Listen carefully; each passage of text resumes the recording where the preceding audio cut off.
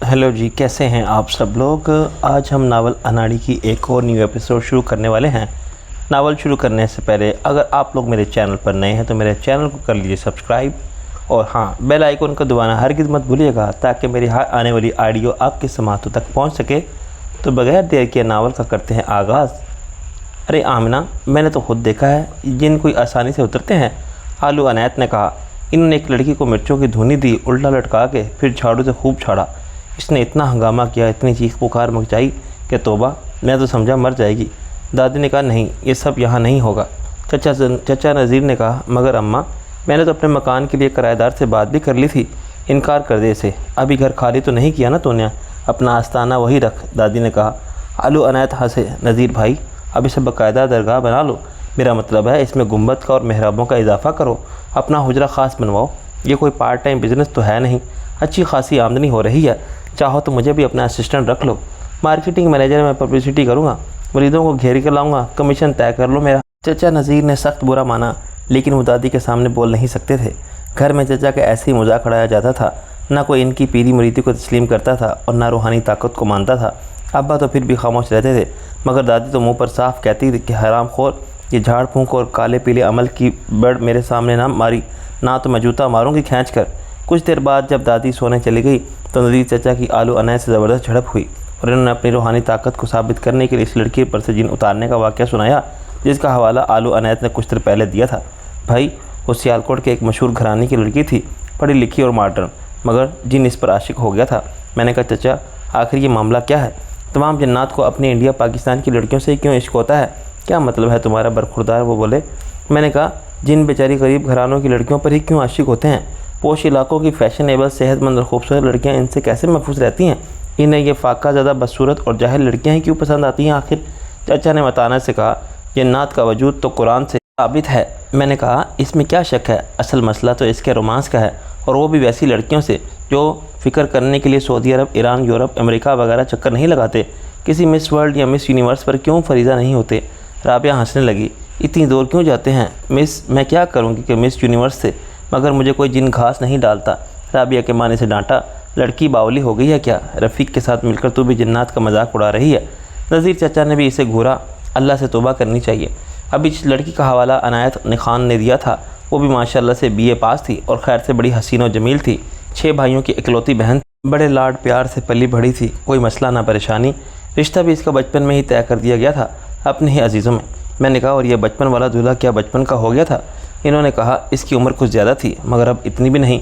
चची ने फ़ौरन हमायत में दलील दी। फ़र्क तो रखा जाता ना इतना, अब इनके और मेरे दरमियान पूरे 18 साल का फ़र्क है। मैंने उम्र के इस फ़र्क को चैलेंज नहीं किया। दूसरे भी जानते थे कि चची इस फ़र्क को बढ़ाती जा रही है। पहले दोबारा 2 साल का फ़र्क बताती थी, मगर इनकी अपनी उम्र एक जगह रुक गई तो नज़ीर चचा बढ़ते बढ़ते 18 साल बड़े हो गए। दादी से क्या छुपा हुआ था जो इन्हें ब्याह कर लाई थी, लेकिन वो भी फजूल बहस से गुरेज करती थी। मैंने कहा, लड़की BA पास और ख़ूबसूरत थी। साहबजादे कितना पढ़े हुए थे और करते क्या थे? भाई, माशाल्लाह से गुजरांवाले के स्टेशन पर चाय का स्टॉल था, अच्छी भली कमाई हो जाती थी। वरना BA MA की आजकल क्या औकात है? जूतियाँ चढ़खाते फिरते हैं और 4000 कलर की भी नहीं मिलती। गुजरांवाला है मेन लाइन पर, 24 घंटे गाड़ियाँ आती जाती हैं, दोनों हाथों से पैसा समेटता है। 24 घंटे स्टॉल पर रहने वाले को घर बसाने की क्या ज़रूरत थी? देखो मियाँ, अब ऐसे सवालों का जवाब तो मेरे पास है ही नहीं। जब इस पर जीन आया तो माँ बाप बड़े परेशान हुए, बहुत इलाज कराए, पता नहीं किस किस के पास ले गए। आखिर में लड़की का मंगेतर ने हमारे बारे में बताया, वो हमारा मुरीद और बड़ा अकीदतमंद था। अब तुम इसका भी मजाक ही उड़ाओगे, मगर यह हकीकत है कि इसका कारोबार पहले चलता ही नहीं था। करीब ही दूसरा स्टॉल था, इसकी बहुत सेल थी, हर वक्त मजमा लगा रहता था। एक रोज़ इसने हमसे इल्तिजा की कि पीर व मुर्शद कुछ कीजिए। हमने ख़ास वक्त में अमल किया और इसे एक नक्श दिया। इससे कहा कि पहली जुमेरात को निस्फ शब के बाद चाय के लिए पानी उबाले तो नक्श को पानी में डाल दे और चाय बना के बिला मुआवजा पिलाए। जब आखिरी कप रह जाए तो किसी तरह दूसरे स्टॉल वाले को पिला दे। अब मुश्किल ये कि टी स्टॉल का मालिक खुद अपनी चाय बना के पी लेता है, दूसरे स्टॉल की चाय क्यों पिएगा? खैर जी, इसने दूसरे स्टॉल वाले को बड़ी मोहब्बत से बुलाया और कहा कि क्या हमसे नाराज़गी है? ना इधर आते हो ना बात करते हो। इसने कहा कि क्या करूं, इतना रश होता है कि फुर्सत ही नहीं मिलती। इसने चाय पेश की और इसने पी ली, बस हो गया काम। देखते देखते हमारे मुरीद का कारोबार चमक उठा। जो लोग इसके हरीफ के स्टॉल पर चाय पीने जाते थे, इनको चाय का जायका इतना ख़राब लगता था कि वो एक घूंट पी कर छोड़ देते थे। फिर साथ वाले स्टॉल पर जाते थे तो लुत्फ़ अंदोज़ हो जाते थे। 2 हफ्ते में नक्शा उलट गया। अब वो मक्खियाँ मारता नज़र आता है جس کو سر کھجانے کی فرصت نہ تھی اور سارا رش میرے مرید کے اسٹال پر رہتا ہے۔ تب سے وہ ایسا مرید بنا ہے کہ جب اس کے منگیتر کو جن نے بے حد پریشان کیا تو اس نے اپنے ہونے والے سسر سے کہا کہ اس کا علاج کوئی کر سکتا ہے، تو بس صوفی نذیر۔ میں نے کہا نذیر چچا کیا حرج تھا اگر لڑکی کو اسی جن کے ساتھ رخصت کر دیا جاتا؟ ایسا عاشق صادق تھا تو اسے خوش بھی رکھتا، اس کی ہر فرمائش پوری کرتا، جو مانگتی حاضر کرتا، گھومنے پھرنے کو جی چاہتا تو اڑا کے ہر جگہ لے جاتا، لندن پیرس سب ہنسنے لگے تو صوفی چچا نے ناراضگی کا اظہار کیا، یہ سب ولایتی تعلیم کا نشہ ہے رفیق میاں کہ سوچے سمجھے بغیر بولے چلے جا رہے ہو، یہاں ہوتے تو بشاشے میں خود ملاحظہ کرتے۔ اس لڑکی کی حالت کیا تھی؟ اس کے باپ اور بھائی کے لیے اسے قابو کرنا مشکل ہو رہا تھا، خود کو چھڑا کے بھاگتی تھی اور زمین پر لوٹتی تھی۔ ہم تو پہلی نظر میں تاڑ گئے تھے کہ معاملہ کیا ہے۔ اسے باندھ کر ڈالا اور ایک جلالی وظیفے کا آغاز کیا، چلانے لگا اور مغلظات بکنے لگا، انتہائی مردانہ قسم کی عین مردانہ آواز میں ہمیں ڈرانے دھمکانے لگا۔ ہم سمجھ گئے کہ یہ کوئی عام جن نہیں ہے، وہ اپنی اصلیت ظاہر نہیں کرتا تھا۔ ہم نے مراقبہ کیا تو غیب سے سارے اسرار فاش ہوئے، پتہ چلا کہ اس نادان لڑکی نے خود جن کو ورگلایا تھا۔ ابا نے حیرت سے کہا جن کو ورگلایا تھا وہ کیسے؟ صوفی چچا نے کہا بھائی صاحب آپ تو بچپن سے سنتے آئے ہوں گے کہ یہ بات کہ نوجوان لڑکیوں کو غروب آفتاب کے بعد بال کھول کر چھت پر جانے سے روکا جاتا ہے، وہی وقت ہوتا ہے جنات کے واپس لوٹنے کا۔ میں نے کہا کیا ان کا بھی کوئی گھونسلہ ہوتا ہے؟ وہ بھی پرندوں کی طرح صبح نکل جاتے ہیں؟ صوفی چچا نے کسی کے ہنسنے کی پرواہ نہیں کی۔ اس لڑکی نے بزرگوں کی بات پر دھیان نہیں دیا، ایک روز شام تک سوتی رہی اور اٹھی تو اکیلی کوٹھے پر چلی گئی۔ نیچے حبس تھا اور گرمی تھی، گر چمک پر آنکھ کھلی تو ٹھنڈی ہوا کھانے کو دل چاہا، بس شامت اعمال نے بلایا تھا۔ اوپر گئی تو بارش کا طوفان، ایسے میں ایک حسین اور جوان لڑکی بال بکھرائے بارش میں بھیگے اور ناچنے لگے۔ میں نے کہا یعنی وہ ڈانس بھی کر رہی تھی، کلاسیکی یا فلمی؟ چچا نے اپنی بات جاری رکھی، لڑکیوں پر اثر ہے بھارتی فلموں کا، ورنہ ہمارا کوئی ایسا کلچر ہے؟ میں نے کہا گستاخی معاف چچا، کیا آپ نے پاکستانی کلچر کی نمائندہ شاہکار پنجابی فلمیں دیکھی ہیں جس میں ریشمی لاچے پہن کے لڑکیاں ایسا رقص کرتی ہیں کہ فیملی کے ساتھ آنے والے پریشان اور پشیمان نظر آتے ہیں؟ یا ان سے بھی بڑھ کر پشتو فلمیں؟ چچا نے بڑی قرات کے ساتھ کہا لا حول ولا قوت، ہماری نظر سینما کے باہر سے گزرتے ہوئے پوسٹر دیکھ کر بھی جھک جاتی ہے، لیکن اب جو VCR نے گھر گھر سینما کھول دیے ہیں تو جو شریف مسلمان گھروں کی بہو بیٹیاں بیہودہ فلمی گانوں میں دھن پر رقص کرتی ہیں، ہم نے تو سارا منظر مراقبے کی حالت میں گویا خود اپنی آنکھوں سے دیکھ لیا، مگر آپ کے مقابلے میں جن زیادہ حسن پرست اور عاشق مزاج ثابت ہوا وہ رہتا کہاں تھا چچا؟ ابا نے مجھے گھورا مگر مسکراتے رہے۔ باقی سب جو نذیر چچا کی روحانی قوت کے کرشموں کی داستانیں سنتے رہتے تھے اور یہ قصہ بھی کئی بار سن چکے تھے، خاموش رہے۔ چچا نے کہا لڑکی کے گھر کے پچھواڑے ایک پرانا پیپل کا درخت تھا، آج کل وہاں آبادی ہے لیکن تقسیم سے پہلے مرگٹ تھا، ہندو وہاں اپنے مردے جلاتے تھے، وہاں ہندوؤں کی ارواح خبیثہ کا غلبہ تھا، تقسیم کے بعد ہندو گئے تو ارواح نے بھی وہ مسکن چھوڑ دیا، یعنی پارٹیشن میں جن بھوت بھی تقسیم ہوئے۔ رابعہ نے دبے دبے لہجے میں سوال کیا۔ نذیر چچا نے اسے گھورا، بھائی وہ انہی ہندوؤں کے باپ دادا کی روحیں تھیں جو یہ جگہ چھوڑ کر گئے۔ میں نے کہا اور ان کی جگہ انڈیا سے ہجرت کر کے آنے والے جنات نے ڈرا ڈال لیا، جیسے مہاجروں نے ہند سکھوں کے مکان الاٹ کرتے تھے۔ چچا کی متانت میں کوئی فرق نہ پڑا۔ رفیق میاں یہ تو ہم نہیں جانتے کہ وہ جن کب سے وہاں تھا، اس نے پیپل کے درخت سے لڑکی کو بارش میں بھیگتا اور رقص کرتا دیکھا تو اس پر فریضہ ہو گیا۔ کچھ دیر بعد یہ لڑکی پر جنونی کیفیت کا غلبہ ہوا، اس نے وحشت میں چلانا شروع کیا اور اپنے کپڑے پھاڑ لیے، بال نوچے اور پھر بے ہوش ہو کے گر گئی۔ اس کے باپ اور بھائی نے اسے بڑی مشکل سے اٹھایا اور نیچے لائے۔ ان کا کہنا تھا کہ دبلی پتلی لڑکی تھی مگر اس کا وزن اتنا زیادہ محسوس ہوتا تھا کہ وہ ہانپ گئے۔ ہوش میں آتے ہی لڑکی پھر اٹھی، جن نے اسے مجبور کیا کہ ڈانس کرے۔ اس نے باپ کو پٹخی دی، بھائی کو ایسا دھکا دیا کہ وہ دیوار سے جا لگا۔ گھر کی عورتیں چیخنے چلانے لگی، ایسی طوفانی بارش میں بھلا مدد کے لیے کون آتا؟ کچھ دیر بعد وہ تھک کے گری تو اس کے منہ سے کف جاری ہو گیا اور ہاتھ پاؤں اکڑ گئے تھے۔ جب بارش جمی تو گھر والے باندھ بوند کر کسی ڈاکٹر کے پاس لے گئے، انہوں نے انجیکشن لگا دیا، فوراً ایسے ہی کرتے ہیں سارے ڈاکٹر۔ لڑکی کو اس نے انجیکشن لگا کے چھلنی کر دیا۔ انجیکشن کے اثر سے وہ سو جاتی تھی لیکن اٹھتی تھی تو پھر وہی حالت، کھانا پینا سب چھوٹ گیا تھا، جسم میں خون تو جیسے خشک ہو گیا تھا، رنگ ہلدی جیسا پیلا پڑ گیا تھا اور جسم کی کھال سوکھ کے چمڑا ہو گئی تھی۔ گھر والے ڈاکٹر اور حکیم بدلتے گئے مگر لڑکی کی حالت میں افاقے کی صورت پیدا نہ ہوئی۔ اس کے بعد عامل بلوائے گئے، ان کے وظیفے اور عمل الٹ گئے۔ ایک بڑا نامور عامل اندرون سندھ سے آیا تھا، اس نے حصار کھینچ کر آگ جلائی اور اپنا سفری عمل شروع کیا۔ لڑکی نے یعنی جن کے اس نے ایسی حالات ماری کہ بے پیندے کے لوٹے کی طرح لٹک گیا۔ اس کا دعویٰ تھا کہ بڑے بڑے اڑیل جنات کو بھی بھسم کر چکا ہے۔ جب وہ ہوش میں آیا تو بہکی باتیں کر رہا تھا۔ اس کے دماغ پر ایسا اثر ہوا کہ ایک رات کہیں نکل گیا، بہت ڈھونڈا مگر اس کا کوئی سراغ نہ ملا۔ پھر ایک روز اچانک اس کی لاش ملی، جن نے اسے پیپل کے درخت کے ساتھ لٹکا دیا تھا۔ قصہ مختصر، جب اس مرزا کو ہمارے پاس لایا گیا تو ہمیں بھی اندازہ ہو گیا کہ یہ کتنا منہ زور جن ہے، ذرا کوتاہی ہوئی تو ہماری جان کے بھی لالے پڑ جائیں گے۔ اب قسمت ایسی تھی اس کی کس کی؟ جن کی؟ میں نے کہا۔ چچا نے دخل اندازی کی پرواہ نہیں کی۔ اس لڑکی کی قسمت میاں رفیق، اس جن کو شکست دینے کے لیے ایک جلالی وظیفہ ضروری تھا۔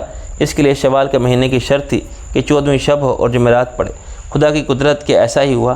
پھر چتا کی آگ کے کوئلوں کی ضرورت تھی، وہ انڈیا سے لائے گئے۔ ان کوئلوں کو ایک کنواری لڑکی کھوپڑی میں دہکانا تھا۔ چکوال کے ایک گورکن نے کسی قبر کی نشاندہی کی جہاں سال بھر پہلے کوئی لڑکی دفن کی گئی تھی۔ اس نے خودکشی کی تھی، چنانچہ وارث رات کے وقت خاموشی سے گاڑ گئے تھے۔ میں نے کہا چچا ممکن ایسے قتل کیا گیا ہو سکتا ہے، لیکن اسے ہمیں فرق نہیں پڑتا تھا۔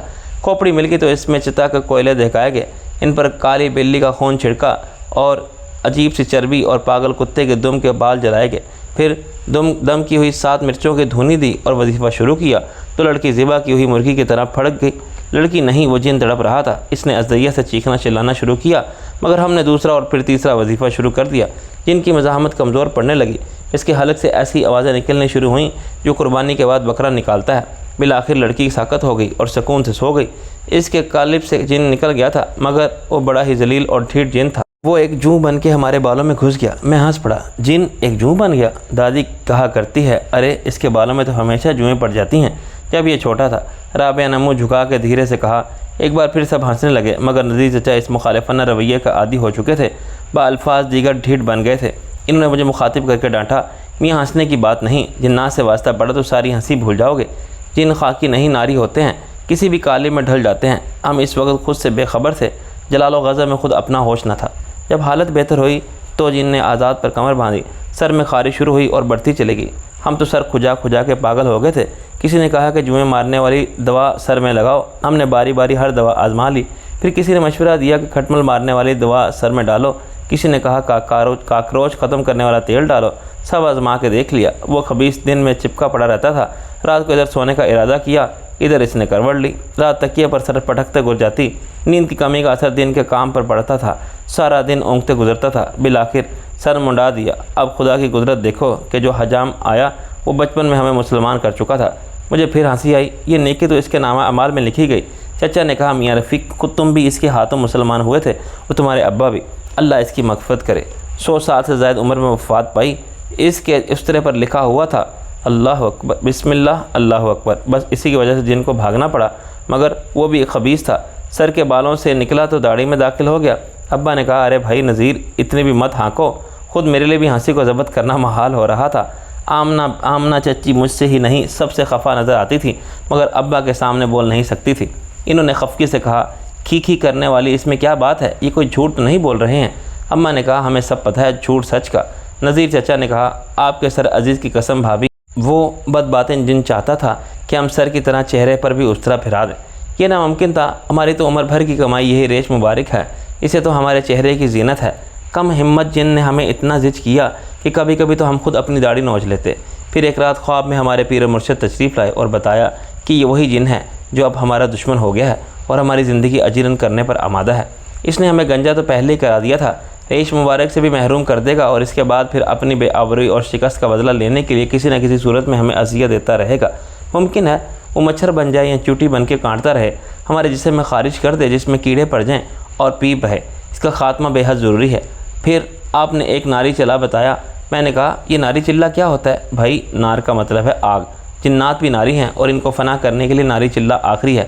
جسے کہتے ہیں نا کہ لوہے کو لوہا کاٹتا ہے تو آگ کی مخلوق کو آگ ہی تباہ کرتی ہے، لیکن ذرا سی کوتاہی یا غلطی ہو جائے تو انجام وہی ہوتا ہے جو آگ سے کھیلنے والے کا ہو سکتا ہے، چلا کرنے والا خود جل کے راکھ ہو جاتا ہے۔ پیر صاحب قبلہ نے ایک قبر کی نشاندہی فرمائی۔ وہ ایک ایسی ہی لڑکی قبر تھی جس کی جان اسی جن نے لی تھی۔ اس قبر کے میں گورکن نے بتایا تھا کہ جب اسے دفن کیا گیا تو پوری رات قبرستان کے درختوں میں بسیرا کرنے والے پرندے مضطرب رہے اور خوفزدہ آوازوں میں چلاتے رہے۔ کچھ فاصلے پر ایک سوکھا ہوا درخت تھا، اس کی ٹنڈ منڈ شاخ پر ایک الو کا بسیرا تھا، وہ رات بھر چیختا رہا۔ آدھی رات کے وقت گورکن کو قبرستان میں سے کسی عورت کے چیخنے چلانے اور زور زور سے رونے کی آواز سنائی دی تو وہ گھبرا کے باہر نکلا۔ اس کا خیال تھا کہ گنڈے بدماش یا شرابی کسی عورت کو پریشان کر رہے ہیں، لیکن وہاں کچھ بھی نہ تھا۔ گورکن کو یوں محسوس ہوا جیسے اس لڑکی کی قبر کے پاس ایک سایہ سا گردش کر رہا ہے۔ وہ ڈر کے واپس اپنی کوٹری میں گھس گیا، کیونکہ بظاہر انسان نظر آنے والا وہ سایہ درخت سے اونچا تھا۔ اچانک وہ چھوٹا ہونے لگا، کیوں جیسے قبر کے اندر دھنس رہا ہو۔ اگلے روز جب لڑکی کے لواحقین قبر پر فاتحہ خوانی کرنے آئے تو گورکن نے معلوم کیا کہ لڑکیوں کو کیا بیماری تھی۔ کسی عزیز نے بتایا کہ لڑکی پر فریفتہ ہو گیا تھا۔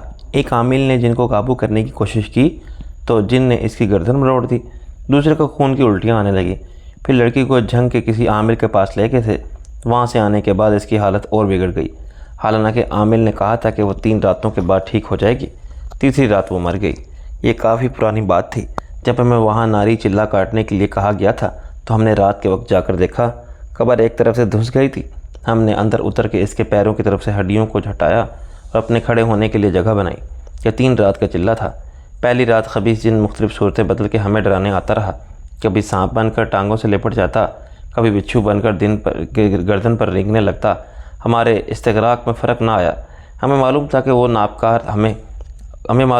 ناپکار ہمیں گزن نہیں بچا سکتا۔ دوسری رات وہ زیادہ بے چین ہوا تو تڑپ تڑپ کے عجیب منحوس آوازیں آنے لگیں۔ بالآخر وہ رونے پیٹنے اور منت سماجت کرنے لگا، تمام عمر ہماری تابعداری کے دعوے کرنے لگا، لالچ دینے لگا اور پھر دھمکیاں، لیکن ہم نے تو اسے نحس کرنے کی قسم کھا لی تھی۔ ہم نے وظیفہ نہیں چھوڑا۔ آخر شب میں اچانک ہماری داڑھی سے دھواں خارج ہونے لگا، ایسا لگتا ہے کہ داڑھی میں آگ لگ جائے گی، مگر پھر بالوں سے راکھ جھڑنے لگی اور قبر کے اندر گرنے لگی۔ قبر کے اندر راکھ کا ڈھیر جمع ہو گیا۔ اذان فجر کی آواز آئی تو ہم نے طبیعت میں بہت سکون محسوس کیا۔ قبر سے نکل کے مسجد کا رخ کیا اور وضو کر کے نماز ادا کی۔ نماز کے بعد جب روشنی پھیل گئی تو تجسس نے دوبارہ قبرستان جانے پر مجبور کیا۔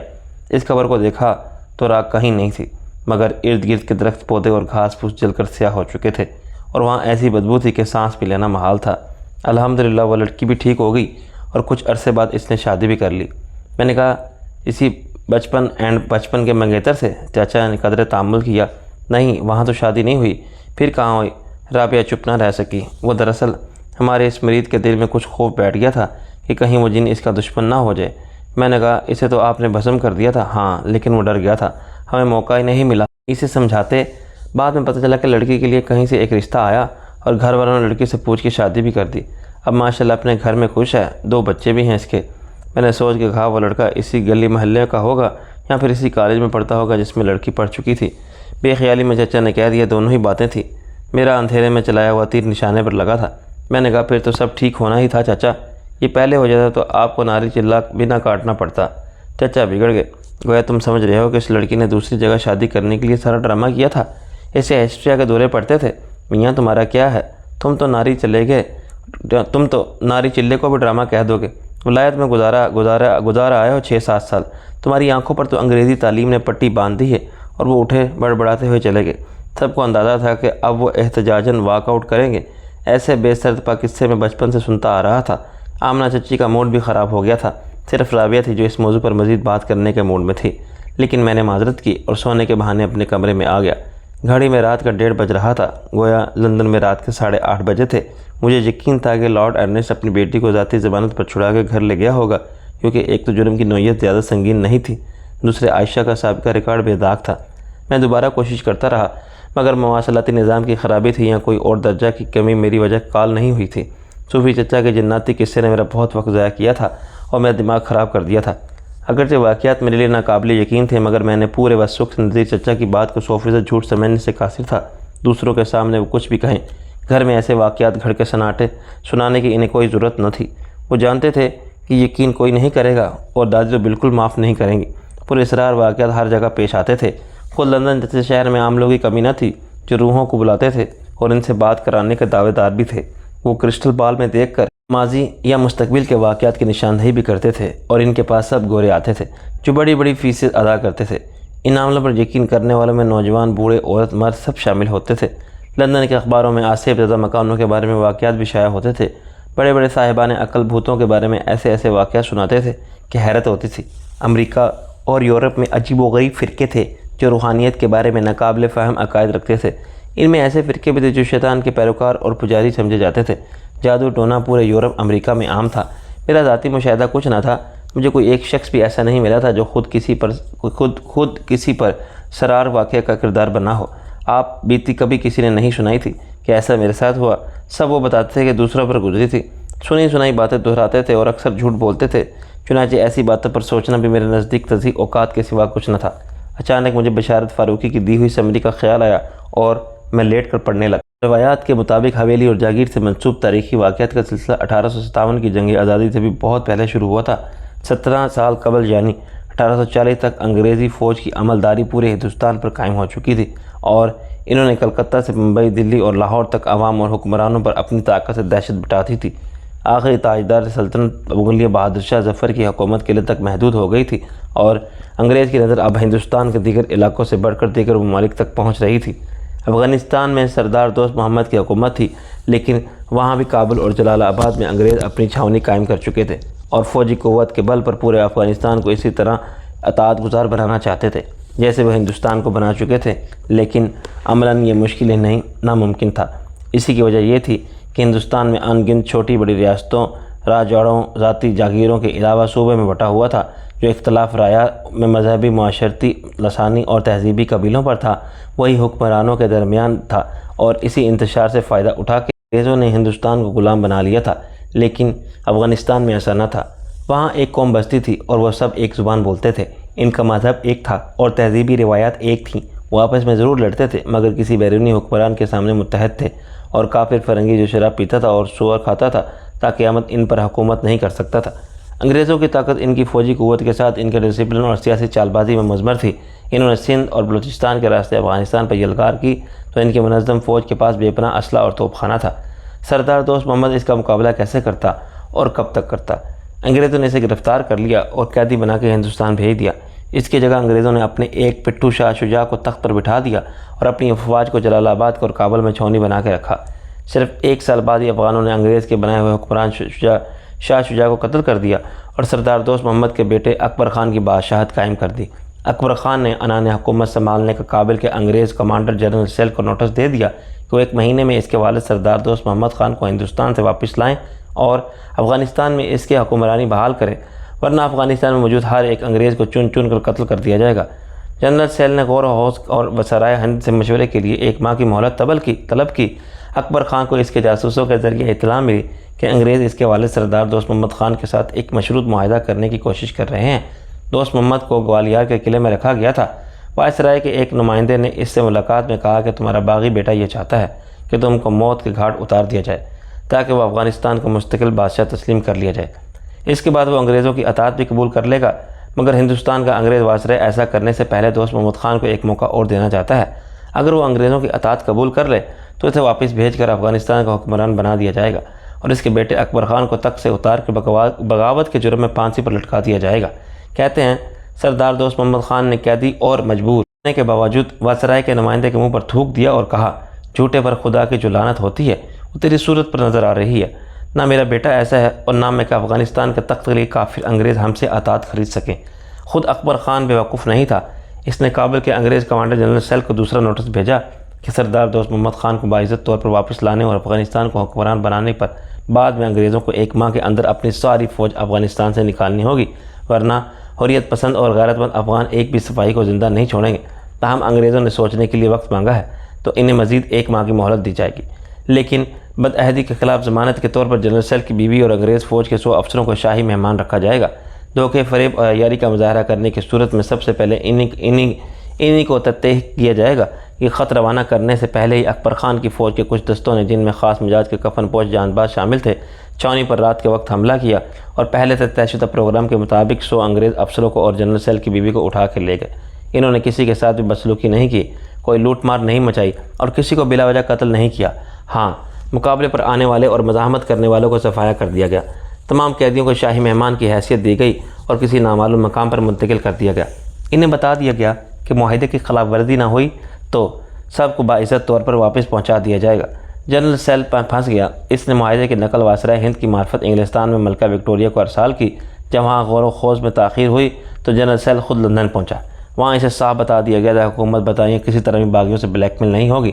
جنرل سیل اپنی مدد کے لیے جلال آباد چھاؤنی سے فوج طلب کرے اور قیدیوں کو چھڑا کے بعد باغیوں کے ساتھ سختی سے نمٹے۔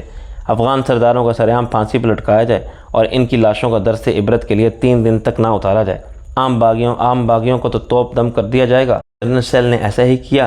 اس نے جلال آباد کے علاوہ ہندوستان سے بھی انگریز فوج طلب کی، مگر افغانوں نے ایک جنگی حکمت عملی کے مطابق انہیں ایک پہاڑی درے میں گھیر لیا جس کا نام جگدگلک تھا اور لشکر کے ایک سپاہی کو چن چن کر قتل کر دیا۔ صرف ایک انگریز کو زندہ چھوڑا گیا جو ڈاکٹر تھا۔ اس کا نام برائیڈن تھا۔ کہتے ہیں اسے کپڑے اتار کے ایک پنجرے میں ڈالا گیا اور اسی حالت میں سردار اکبر خان کے سامنے پیش کیا گیا تو دہشت سے اس کی حالت غیر تھی۔ اکبر خان نے کہا کہ اب ہم تمہیں جنگی قیدی نہیں بلکہ سفیر کا درجہ عطا کرتے ہیں۔ پھر اس کو پنجرے سے نکال کے شاہی خلعت پہنائی گئی اور ایک خط دیا گیا، اس تاکید کے ساتھ کہ سوائے جنرل سیل کی یہ خط کسی کو نہ دیا جائے۔ پھر اسے سواری کے لیے ایک گھوڑا دے دیا گیا اور روانہ کر دیا گیا۔ ڈاکٹر برائڈن اتنا دہشت زدہ تھا کہ روانگی کے بعد وہ مسلسل گھوڑا دوڑاتا رہا اور خوف سے مڑ کے دیکھتا گیا کہ کہیں افغان اس کے تعاقب میں تو نہیں ہیں۔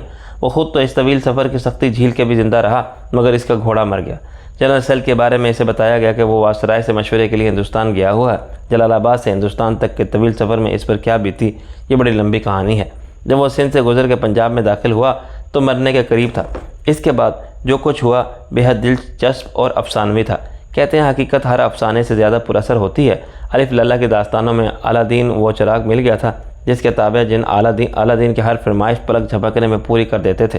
خوش نصیبی نے علی بابا کو 40 چوروں کے خزانے تک پہنچا دیا تھا۔ ایسی ایک جدید دور کی کہانی بشیر ساربان کی ہے، جو اونٹ پر سوار کراچی کے کسی راستے پر کھڑا منتظر تھا کہ امریکی صدر جانسن کی شاہی سواری گزر جائے تو وہ بھی اپنی راہ لے۔ جب صدر کا جلوس گزرا تو جانسن کی نظر بشیر ساربان پر گئی۔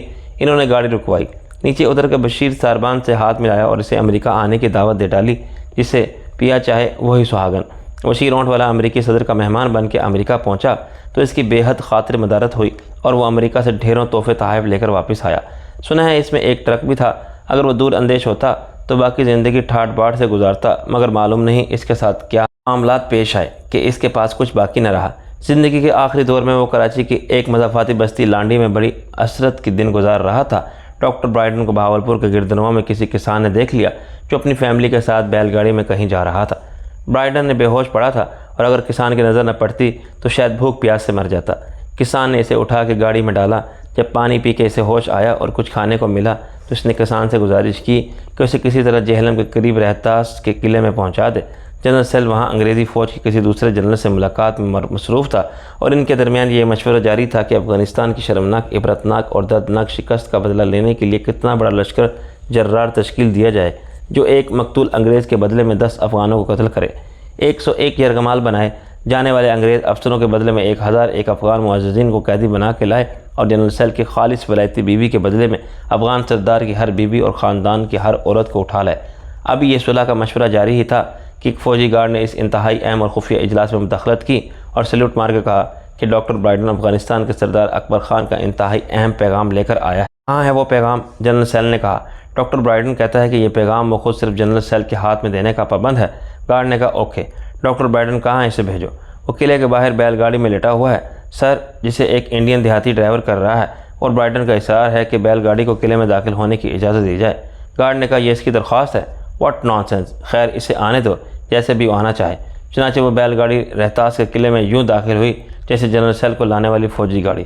گاڑی عین ملٹری ہیڈ کوارٹر کے سامنے آ کر رکی تو ڈاکٹر برائڈن نے خط کے ساتھ اس دیہاتی کو بھی پیش کیا جس نے اس کی جان بچائی تھی، اس کی تیمارداری کی تھی اور اسے رہتاس تک پہنچایا تھا۔ جنرل سیل اس دیہاتی کی خدمت گزاری سے اتنا متاثر ہوا، خود اس کی بیل گاڑی میں بیٹھ کے اس قلعے کے فصیل کے باہر تک چھوڑنے آیا۔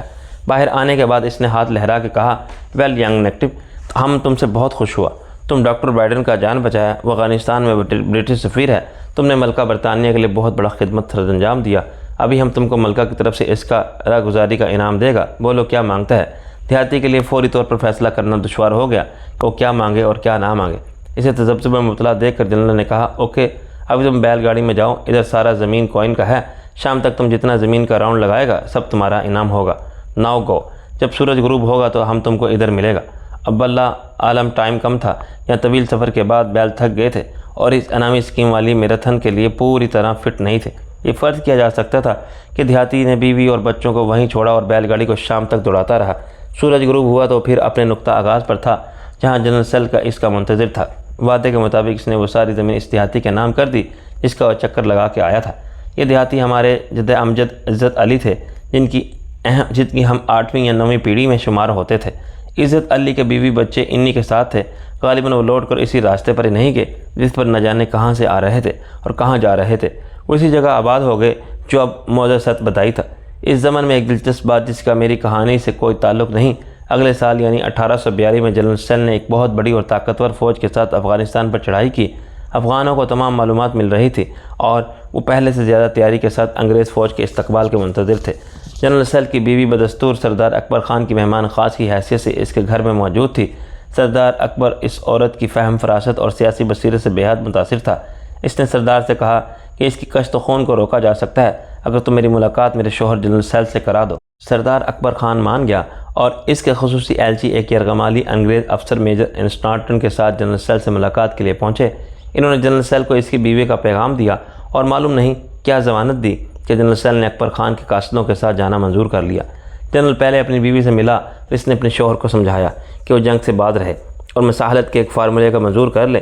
یہ فارمولہ خود جنرل سیل کی بیوی نے پیش کیا تھا۔ سردار اکبر خان اور جنرل سیل کی 1 to 1 ملاقات میں اس فارمولے پر اتفاق رائے ہو گیا۔ ایسا نہ ہوتا تو دوسری شکست کے بعد انگریز فوج میں ڈاکٹر برائڈن جیسا نامہ بھر بھی بچ کے نہ جاتا۔ غیرت علی کے بعد ان کا بیٹا محفوظ علی اس جاگیر کا وارث ہوا۔ ان کے 3 بیٹے اور بھی تھے مگر بدستور مطابق جاگیر کی ملکیت کا حق محفوظ علی کو منتقل ہوا۔ یہ معلوم نہیں ہوتا کہ عزت علی کی کتنی بیٹیاں تھیں اور وہ رخصت ہو کے کہاں گئی۔ محفوظ علی نے جاگیر کو منظم کیا، اس کے گرد باڑ لگوائی اور قریب سے گزرنے والے دریائے کنہار سے ایک چھوٹی سی نہر نکال کے زمین کے لیے پانی حاصل کیا۔ عزت علی کے بیٹے یعنی محفوظ علی کے بھائیوں کے شادیاں بھی گرد و نواح کے عزت دار گھرانوں میں ہوئیں اور ان سب کی اولادیں بھی جاگیر میں رہیں۔ ان کی رہائش ایک بہت بڑے احاطے میں تھی جن میں سب سے ضرورت کے مطابق کمروں کا اضافہ ہوتا رہا تھا۔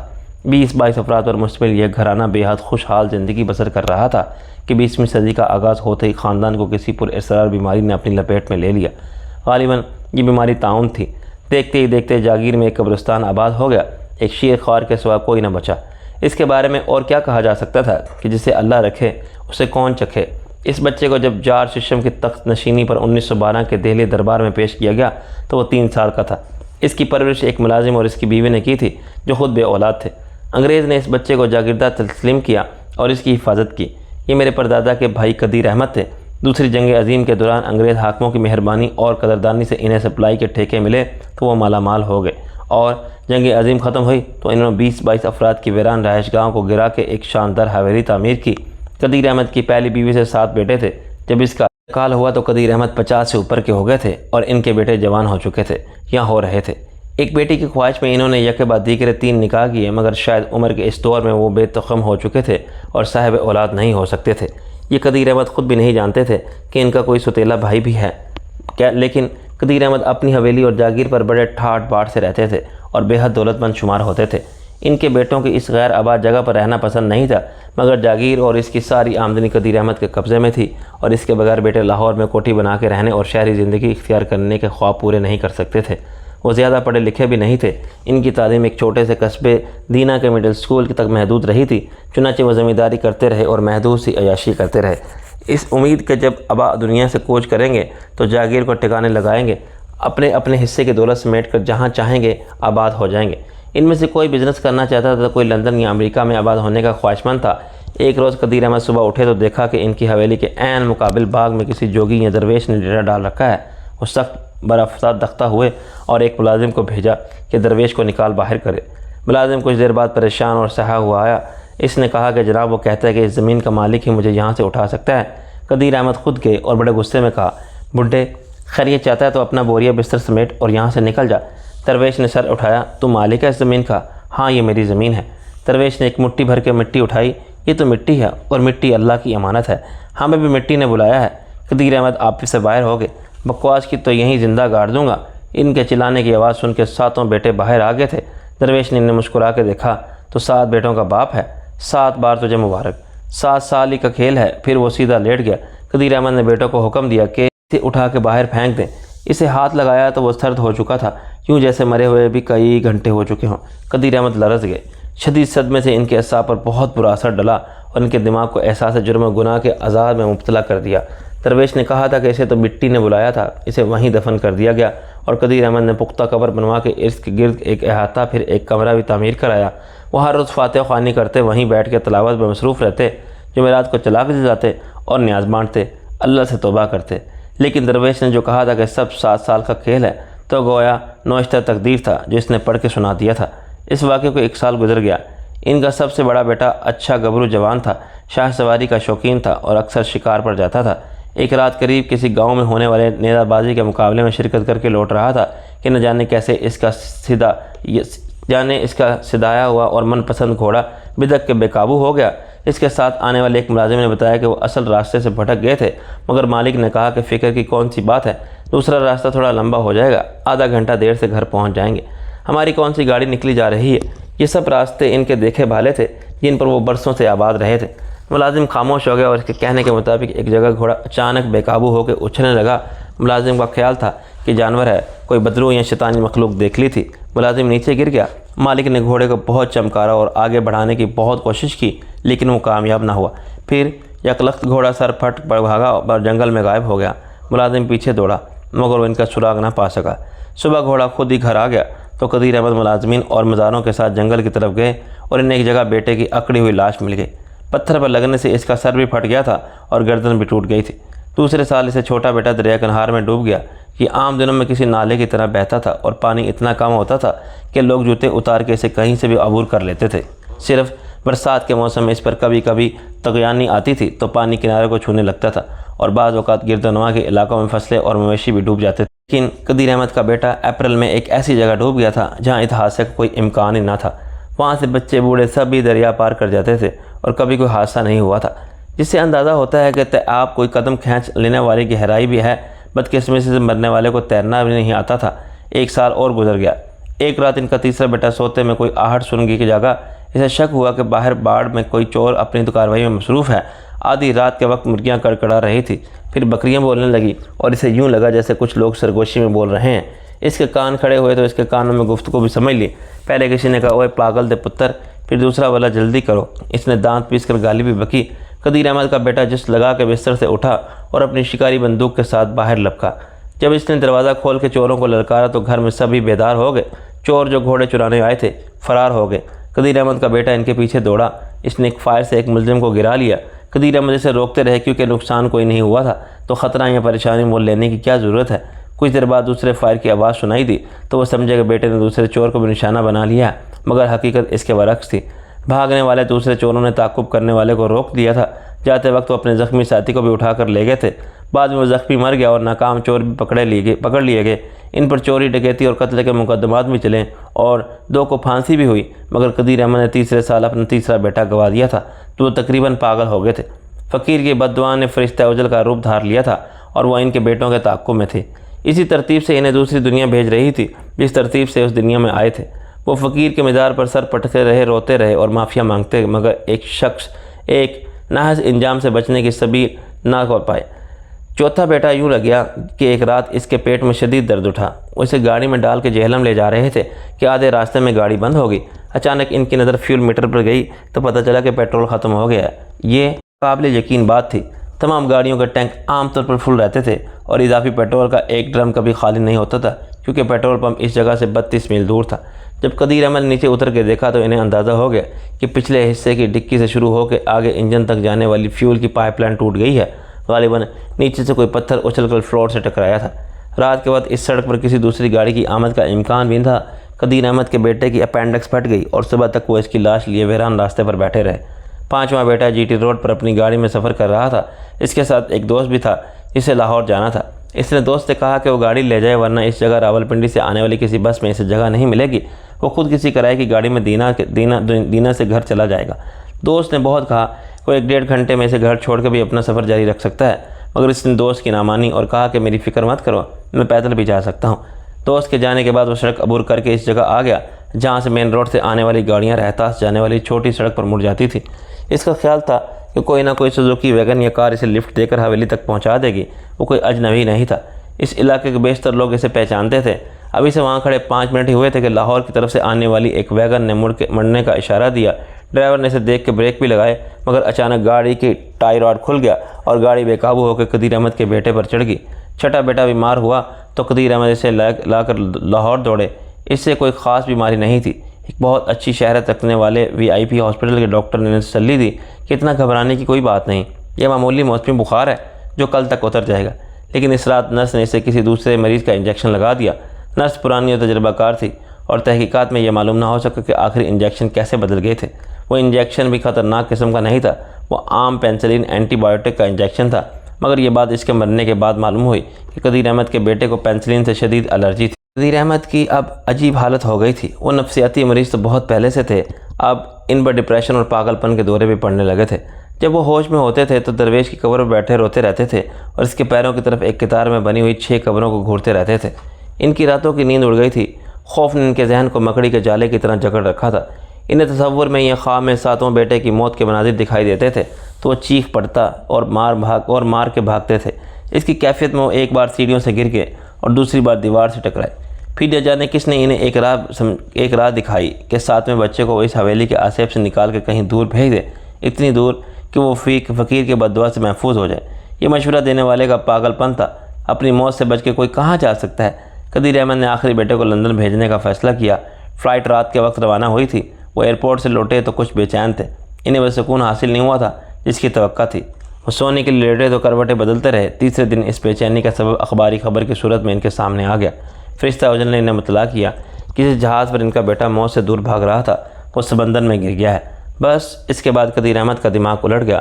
انہوں نے بندوق نکالی، باری باری تینوں بیویوں کو گولی مار کے ایک کنویں میں ڈالا اور پھر کنویں کے منڈیر پر منہ پھیر کے بیٹھ گئے۔ بندوق کو پیر سے پکڑ کے انہوں نے نال پر اپنے منہ سے لگائی اور انگوٹھے سے گھوڑا دبا دیا۔